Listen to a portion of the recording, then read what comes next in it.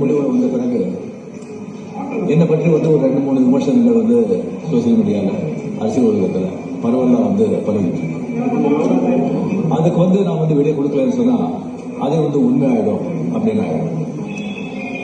நான் வந்து எனக்கு பெங்களூர் போகும்போது நீங்கள்லாம் இங்கே வந்திருப்பீங்க, ஏர்போர்ட்டில் யாரும் வந்திருப்பீங்க, அங்கே வந்து நீங்கள் கேள்வி கேட்பீங்க, அதை விடை கொடுத்துலான்னு இருந்து அப்போ நீங்கள் யாரும் அங்கே இல்லை. அதுக்கு அப்படியே பெங்களூர்லேருந்து திடீர்னு வரும்போது கூட அங்கே மீடியா யாருமே இல்லை. அதுக்கப்புறம் 18th வந்து கேரளா வந்து ஷூட்டிங் இருந்தது சொல்லியிருந்தாங்க. அப்போ வந்து நான் விடை கொடுத்துடலாம் அப்படின்னு நினைச்சேன். நீங்கள் அங்கே வரலன்னா கூட முதல்ல சொல்லிட்டு அங்கே வர சொல்லி விடை கொடுத்துடலாம் நினைச்சேன். அது ஷூட்டிங் வந்து போஸ்ட் ஆயிடுச்சு. ஸோ இங்கே ரொம்ப இன்னும் தள்ளக்கூடாது அப்படின்னு சொல்லி உங்களெல்லாம் நான் கூப்பிட்டுருக்கேன். ஃபர்ஸ்ட் வந்து தேர்தல் முடிவுகள் வந்த உடனே நான் வந்து ஸ்டாலின் சார் போய் பார்த்தது. அது கொஞ்சம் விமர்சனங்கள் வந்தது. ஸ்டாலின் சார் அவர்களே என்னுடைய 38-40 ஆண்டு நண்பர். என்னுடைய நட்பு கொள்கைகள் அரசியலுக்கு அப்பாற்பட்டது. ஜனநாயகத்தில் வந்து தோல்வி வெற்றி சதவீதம் இருந்தாலும் ஸ்டாலின் அவர்கள் வந்து அந்த குழப்பத்தில் வந்து தோற்றது எனக்கு கொஞ்சம் சங்கடமாக இருந்தது. அதுக்காக ஒரு நண்பனுங்கிற முறையில் நட்பு முறையில் அவரை போய் நான் பார்த்தேன்.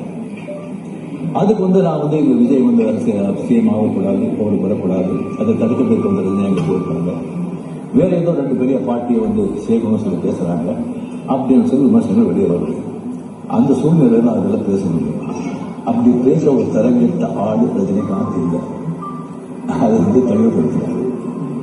2வது வந்து நான் அவர் வந்து வாழ்த்து சொல்லலை, ஏர்போர்ட் போகும்போது வாழ்த்து சொல்லலை. அவர் ஜெயிச்ச உடனே எக்ஸ் தளத்தில் வந்து என்னுடைய வாழ்த்துக்களை தான் வந்து அவருக்கு வந்து பதிவிட்டார்.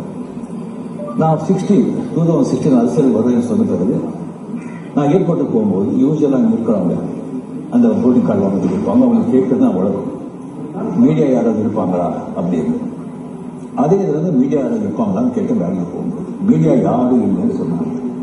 சரி சொல்லி நான் போயிட்டு இருக்கும்போது திடீர்னு ஒருத்தர் ஒரு மீடியா ஆள் மாதிரி தெரியல, ஒரு சின்ன ஃபோன் வச்சுக்கிட்டு விஜய் ஒரு முதலமைச்சர் இருக்காரு அப்படின்னு சொன்னாங்க.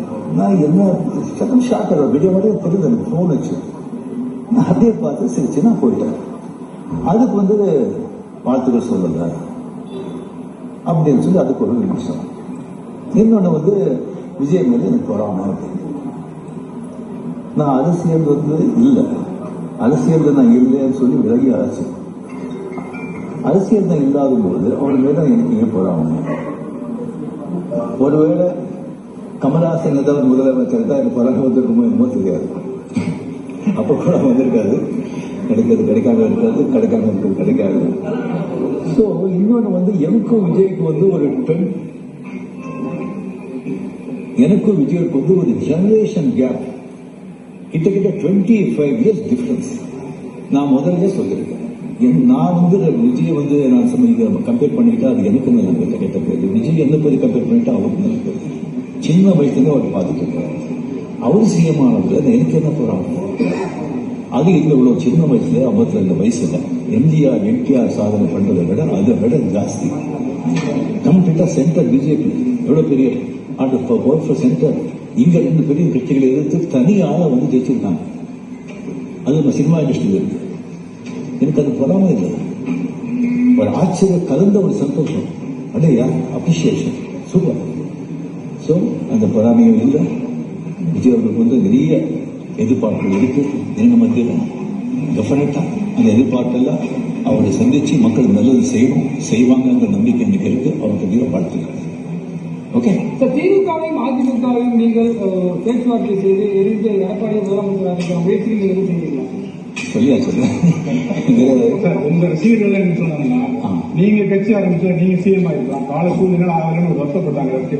சில பேர் சொல்றாங்க நான் வந்து ஏன் அரசியலுக்கு நான் வரலையே சொல்லி ஒரு 3 பேஜ் கொண்டு கம்ப்ளீட்டா அறிக்கை வந்து எதுக்கு என்ன ஆச்சு சொல்லி கிளியரா நான் சொல்லியிருக்கேன்.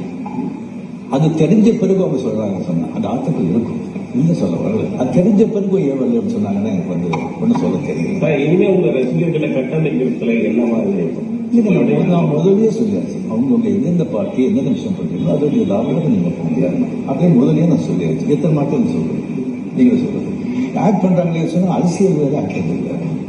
ஆக்டிங் சொன்ன ஹெல்த் வந்து எப்போ இதாவது நான் பண்ணலாம் நம்ம வரலாம் அப்படி அதை பாதிச்ச பிறகு ஒரு பண்டிதர் பாதிக்கலாம் அரசியல் விவசாயம் பெரிய ரெஸ்பான்சிபிலிட்டி கோடி மக்கள் அவ்வளோ ஈஸி இல்லை. இப்ப நேற்று கமல் சார் வந்து சந்திச்சு 6 கோரிக்கை விட்டிருக்காரு திரையுலகத்தை பத்தி. நீங்க வந்து சிஎம் சந்திச்சு திரையுலகம் பத்தின கோரிக்கை நீங்க ஏதாவது முன்வைக்கிறதுக்கு ஐடியா இருக்கா? இல்லைங்க. இப்போ அது சினிமா இண்டஸ்ட்ரி நடிகர் சினிமா போயாச்சு, விடுதலை கொஞ்சம் பார்க்க போறாங்க, கமலும் போயாச்சு. மறுபடியும் வந்து சும்மா சம்பிரதாயமான போய் பார்க்கறது எனக்கு பிடிக்காது. முதல் முறையாக ஆட்சியில் வந்திருக்கக்கூடிய விஜய் அவர்களுக்கு உங்களுடைய அறிவுரை ஆலோசனை என்ன? எதிர்பார்ப்பும் ரொம்ப ஜாஸ்தியாக இருக்கு. டெஃபினட்டா போல் செய்வாங்க நம்பிக்கை எனக்கு இருக்கு. பட் ஒன்று மக்கள் நம்ம வந்து ஒரு 2 வருஷம் அவர் விட்டுருணும். 2 வருஷம் விட்டுருணும். இன்னொன்று வந்து அவருடைய தொண்டர்களாகட்டும் ரசிகர்களாகட்டும் ஜாகிரதையா வந்து நடந்துக்கணும். இந்த சென்ஸ் அவர் என்ன தப்பு பண்ணா கூட அது ஸ்ட்ரைட்டா விஜய்க்கு தான் பாதிக்கும் அப்படிங்கிறத அவன் மனசுல வச்சுக்கணும்.